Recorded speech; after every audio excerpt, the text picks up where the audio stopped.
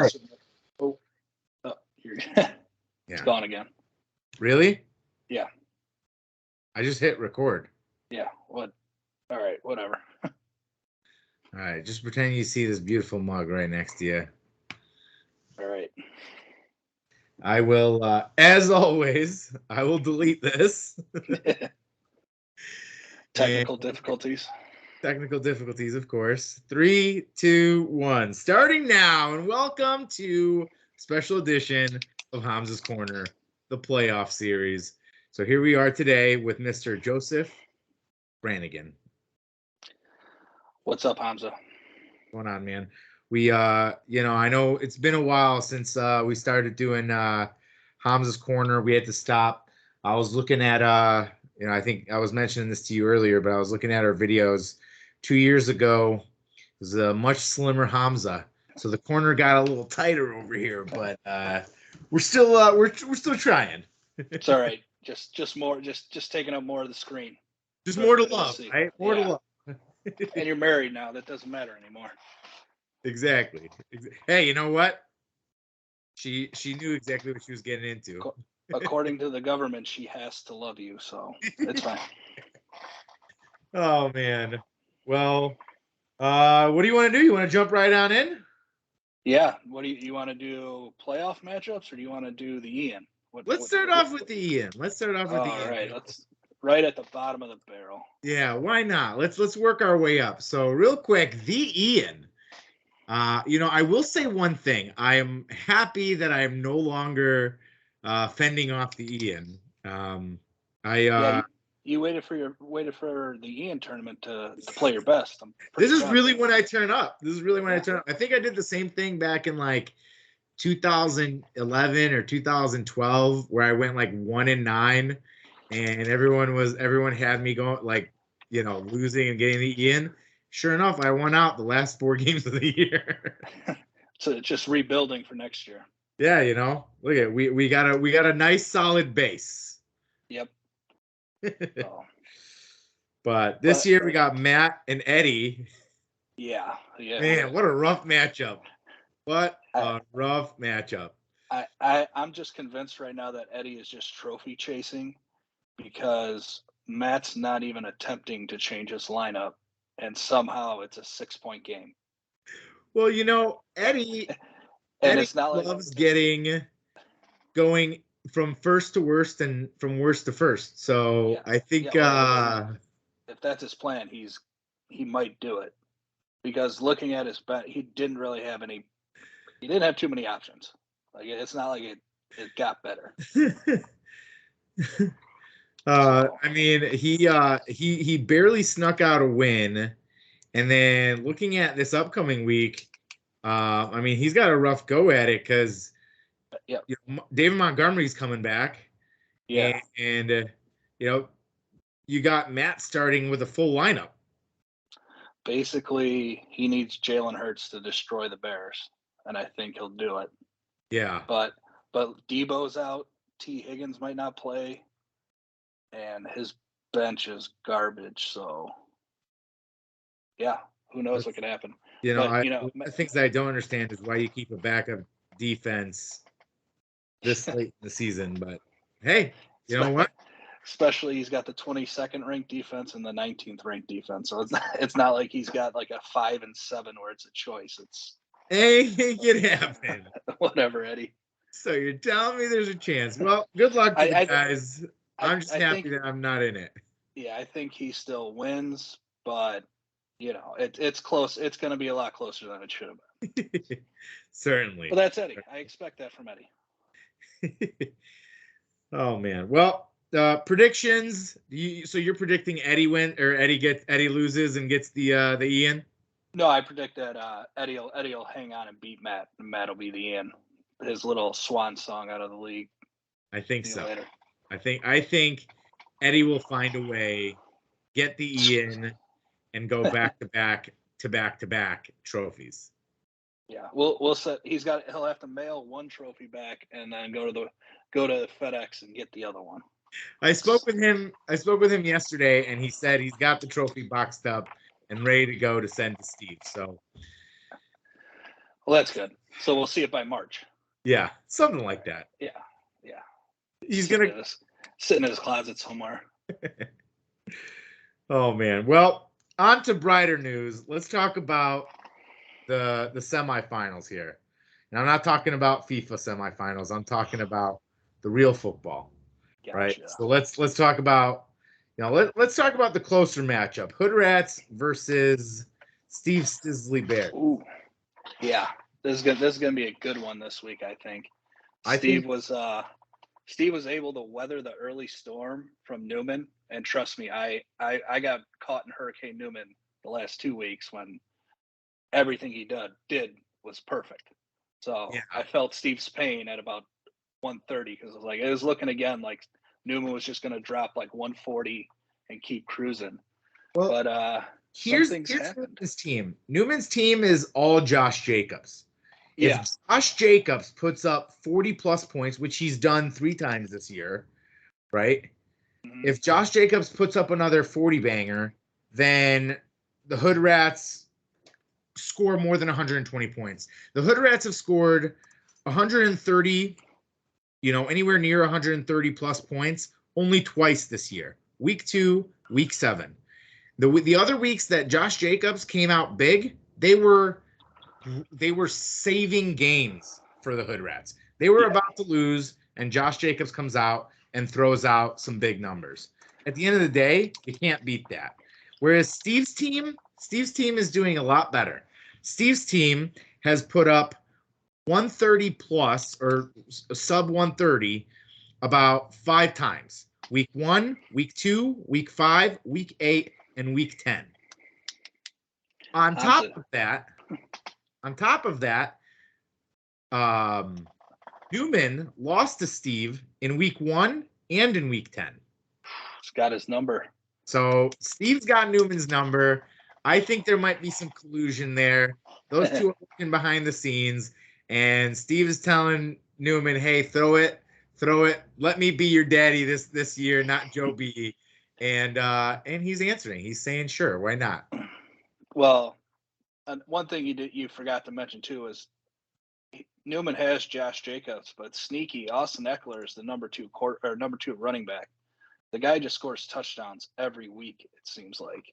Not to mention he's got Burrows as well. And Burrows I think last week that was what kind of tilted the matchup towards Steve, as Burrow had a decent game, but only 16.5 points from him. You expect him probably 22 to 25 every week. So if he can get him back there and get a little bit of luck, because Devontae Smith is playing the Bears, and then I got to switch over to this week, and we'll see. St. Brown is playing the Jets. Oh, Newman doesn't even have Devontae Smith then. Okay. I mean, all Steve needs, never mind, run CMC to keep going, and then Jefferson to have another big game. Those are the two players that he's been on their back all season. So yeah, it looks like Steve already updated his lineup for the week, and going with Fields. We'll see how that goes, because if they're going to still run him, because if they don't run him, it's kind of iffy. But he's got a great flex to move into his wide receiver 2 at DK, and then put Miles Sanders against the worst run defense in the league. So I mean, the Bears should just lose out and go for. If the Bears win another game this year, it'll be malpractice by the franchise. 100%. Fire everybody. But in this one, I think Steve holds his close lead and goes to a championship. I like that prediction. Okay, so we got Steve narrowly beating Hood Rats and making it to the finals. Although, if Newman does make it, underdog story, because he was like the number 5. No, I think he was 4 because he played me, so I think I was 5. Got it. Well, we'll go back or I can tell you right now. Looking at you're right now. He was number 5. Yeah. And Tom was number 6. So, it's an underdog story if he makes it, with a just above 500 record. So good for him if he can. Five seeds have won in this before. I've won from the Yeah, 5 seed, so they have. You did. You beat me one year as a 5 seed. Was I a 5 seed that year too? Yep. I was a 5 seed in my last one. So Yep. maybe I needed the 5 seed. You Maybe have the Cave that's where Ninjas number, man. Every time my team has ever made it to the finals, you've whomped us. So all one of those the times. finals are in the finals are in the semis. No, I made it to the finals more than once. Oh, well then I didn't beat you the second time. It just probably felt like I beat you. No, you've beat me in the semis though a few times. Okay. On to different news.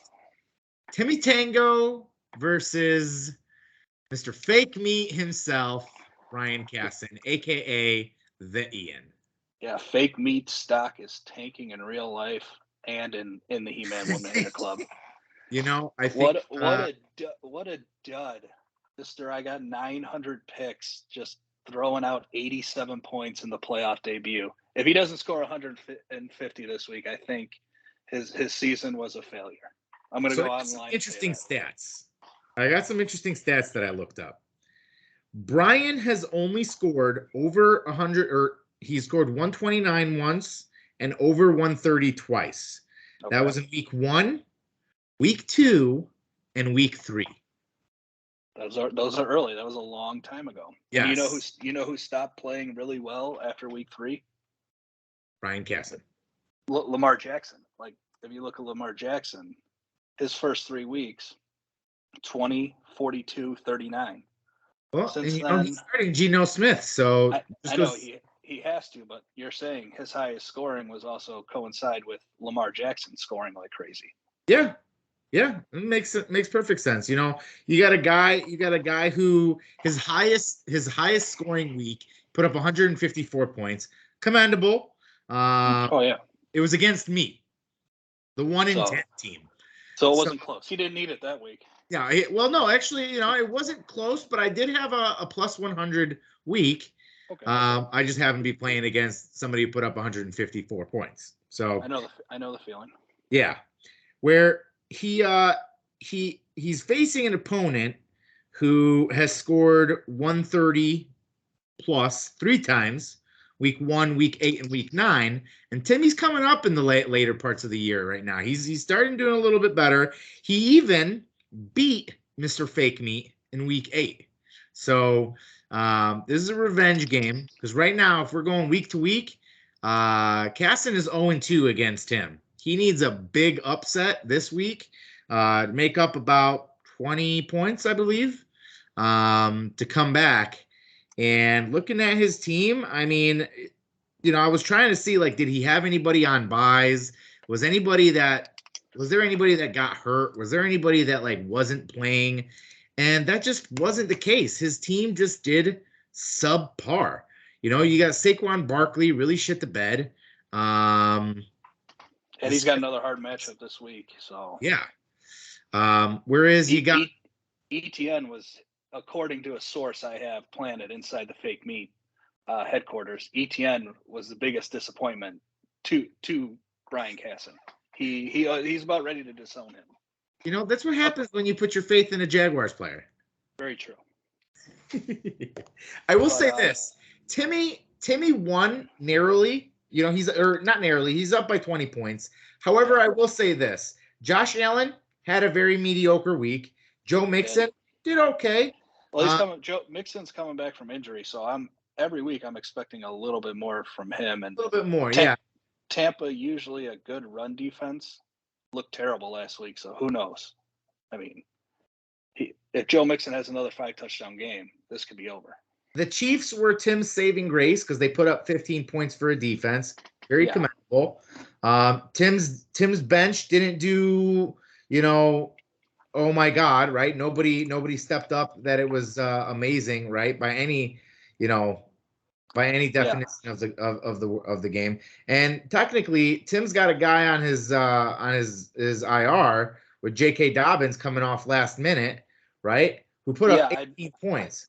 I saw that Sunday last week. I didn't say anything because it's not my matchup. But I believe it was a game time decision, right? It was a game time decision that like he was out. He was supposed to be out, and then they changed him to playing. I mean, it hurt Tim more than it helped him. So. Exactly. I mean, at the end of the day, you place him instead of Deontay Foreman. You're up Yeah. by another 10 points. You've almost solidified your victory. Ramondre Stevenson, by the way, could have solidified that victory a little bit more for Tim had he put up more points. Somebody that in the later half of this year, I mean, he put up 2 points against Arizona, but he's been steadily in the teens, throughout the year. Yeah. Well, he also got hurt in the game, so that's where a little bit of Got it. Tim's gonna have to watch that because he got hurt. He came back, but he really didn't do anything when he did come back. So, well, and we'll see what happens. And that's one thing that goes to tell you if he puts J.K. Dobbins in, Dobbins is healthy over Ramondre Stevenson. You get the same you get the same showing this week as last. You get the same showing in week 15 as you saw in week 14. You got yourself a W for the Tangos. Yeah, it's gonna So. For me, it's gonna come down to Jamar Chase and AJ Brown for Tim. AJ Brown could have a 30-point game, but he also could be out of the game in the third quarter if the Eagles are winning by 35. Exactly. That's very possible this week. Same thing with Jamar Chase. Yeah, I think that one should I don't think a Tom Brady team's going to get blown out 2 weeks in a row, so he probably. I would expect him to I'd worry about that. I'm worried about Tom Brady. The guy gave up his family, his wife, his kids, to keep playing, and they're sub 500 right now. They're below 500. Yeah. I'm pretty sure he's very pissed. Oh, and I just checked because I couldn't see it. Tim still hasn't moved J.K. Dobbins out of the IR, so technically both of his guys should be moved off IR. But yeah, we'll let other people deal with that. I'm not getting into IR situations. At the end of the day, it's on him. I will say one thing though: if somebody gets moved off of IR throughout the week and then they get put back out at the end of the week, it is a pain in the ass to move them and get rid of and bring them back. Yeah, it sucks. The new way the NFL does it with their having to put designations on people, and if they're out multiple weeks, it's a pain in the ass. Yeah, so I see Tim's point there. Yeah. Although if Tim wins, I can almost foresee Fake Meat coming back and appealing to the rules committee and trying to say something.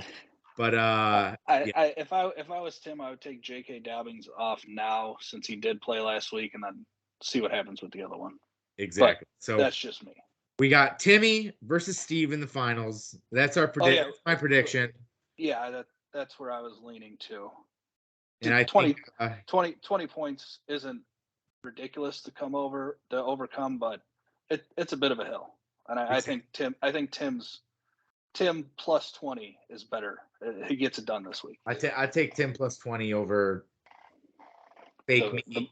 Barely putting up 130 points a week. That's why I said how many times does he put it? Because realistically, Tim puts up 100 points. You got Fake Meat that has to put up 130 to win. Exactly. So we'll see how it plays out, but I think leaning Timmy is the safe spot here. Definitely. Strong prediction. Who do you see winning the championship? If our predictions hold, I'm taking Steve. That team's just it's stacked right now. It's got everything, and his two midseason Bears pickups, Fields and Komet, have just been gold since he got them. So those were the two weakest spots on his team, quarterback and tight end, and now they're serviceable. So I'm going Steve. About Steve's team. His team, when they are healthy, pound for pound, has just been the best team in the league over the last 3-4 years. Easy. When they're healthy. If his team could go without an injury, and I see a Q right there next to CMC, depending on what that Q is for, comes back, plays the full game, destroys. Go ahead.